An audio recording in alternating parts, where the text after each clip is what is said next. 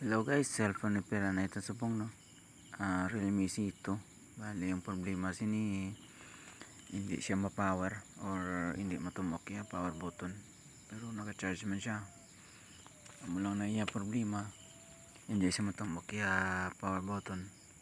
So muning branch ng idea sa kung paano ito ni makakayo. Ani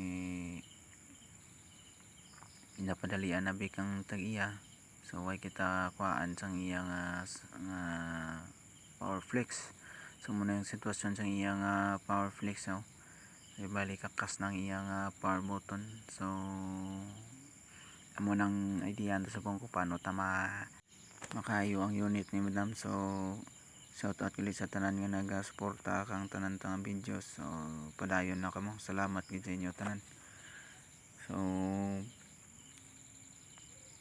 bali amo rin niya ginobra ko no kinjampiran ko na lang rekta nagwala nagjumper na lang ako kay ang anang flex power flex why na gid guba na gid. So testing ta ni karon itakad ta ang board kag testing ta kung okay ra nang ginbutang ta nga switch.